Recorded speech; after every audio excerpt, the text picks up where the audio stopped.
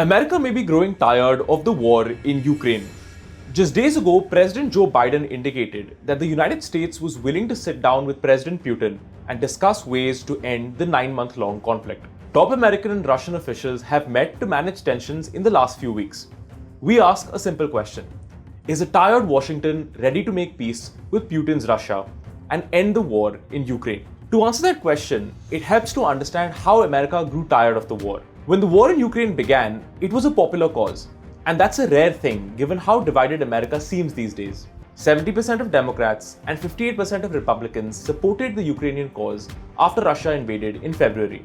There were several reasons for this support. First, Russia's bad behavior has made it America's public enemy number 2. Russia was accused of hacking the American election of 2016, and Washington's relationship with Moscow has been terrible since. So when President Putin's troops marched into Ukraine, America had to step up to defend the country. Not only would American support hurt Russia, it would also help bolster American alliances in Europe. Before the war, military alliances like NATO seemed to have lost their sense of purpose and had no enemies to fight. That changed the instant Russia invaded Ukraine. America's European allies had a new enemy to unite against and even agreed to radically increase defense spending.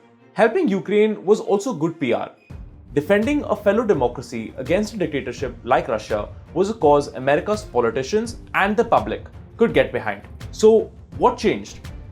First, Ukraine might be a victim of its own success. Since it has been able to defeat Russian troops in the field of battle, fewer Americans are worried about Ukraine being conquered by Moscow. In May, 55% of Americans were very worried about Russia defeating Ukraine. In September, that number dropped to just 38%. Since Ukraine is not in any immediate danger of losing the war, support for billions of dollars in funding has declined. Kevin McCarthy, a Republican who is likely to become the next Speaker of the House of Representatives, made clear that there would be no more blank checks to Ukraine. President Donald Trump and his wing of the Republican Party also opposed billions in aid to Ukraine. When a $40 billion aid package to Ukraine was passed in May, Trump was among its foremost critics. The Democrats are sending another $40 billion to Ukraine, yet America's parents are struggling to even feed their children, he said in a statement. Another problem for Biden is America's economic troubles. Partly because of the war in Ukraine, inflation has touched all-time highs in the United States. Households are struggling with increased living costs, even as there are widespread fears of recession. Ending the war in Ukraine might bring some much-needed stability back to the global economy, which is in America's interests. Biden is also thinking about Europe, which largely seems headed for recession. Putin's withdrawal of energy supplies has caused a cost of living crisis in Europe, which threatens to bankrupt households and make the continent's businesses uncompetitive. Ending the war in Ukraine will help save America's European allies from economic ruin. Biden has another powerful reason to stop the fighting in Ukraine: China. Even America's mammoth defense budgets have limits. Every dollar that America sends to fight Russia and Ukraine is money that Washington badly needs to take on China's growing military power. America doesn't just have a money problem. Its supplies of key equipment are also at risk. For example, the HIMARS missile launch systems, which allow precision strikes on targets at long distances, are a critical part of the US military's offensive capabilities. Since the war began, America has continuously supplied these HIMARS launchers to Ukrainian forces, which means that the stock of this critical piece of kit is running dangerously low for America. Given that US forces will need these precision strike capabilities to take on China in the Indo-Pacific, America is playing a dangerous game. Its support to Ukraine may be directly undercutting its ability to fight China, which is the real threat to American power.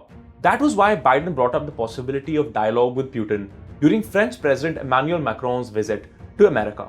Macron himself has consistently kept up dialogue with Russia. Biden's spy master, William Burns, and National Security Advisor Jake Sullivan have both met with their Russian counterparts in an effort to manage tensions. However, any plans Biden may have to end the war will likely fail. Part of the reason is Ukraine and Europe generally. America's top soldier, General Mark Milley, recently suggested that Ukraine consider using the coming winter to start a political dialogue with Moscow. His logic was reasonable. Ukraine has the upper hand in fighting and would find it harder to capture more and more territory as winter sets in. Unfortunately, the good general faced backlash from Ukraine for his advice. Zelensky and his advisors are confident that they can continue to push Russian troops back. While Ukraine was willing to negotiate earlier in the war, its recent military victories and discoveries of alleged war crimes by Russian soldiers against Ukraine civilians have hardened Zelensky's political position. Ukraine, the president says, will not negotiate until Moscow's troops are removed from all of his country's territory. That, incidentally, also includes Crimea, which Russia captured in 2014. Now, despite facing economic ruin, Europe has largely backed Zelensky's my way or the highway approach to diplomacy. Even French President Macron, who has pushed for dialogue with Russia, promised that he would never urge the Ukrainians to make a compromise they didn't want.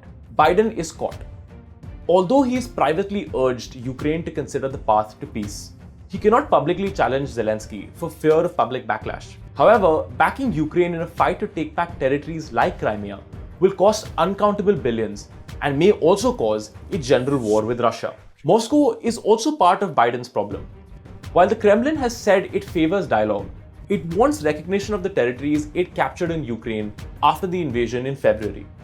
That is something Washington cannot accept. We have been very clear that the United States and countries around the world will never recognize territory that Russia has illegally annexed, either in 2014 or more recently, as part of its illegal and now brutal aggression against Ukraine, said Ned Price, the spokesperson of America's foreign ministry. Essentially, Biden is stuck. The American president must drag a reluctant public and an even more reluctant Republican Party along in order to fight a war even Biden no longer seems to want. Caught between Europe and Ukraine on one side and Russia on the other, it seems Biden has nothing but bad choices to make. That means peace looks more and more unlikely.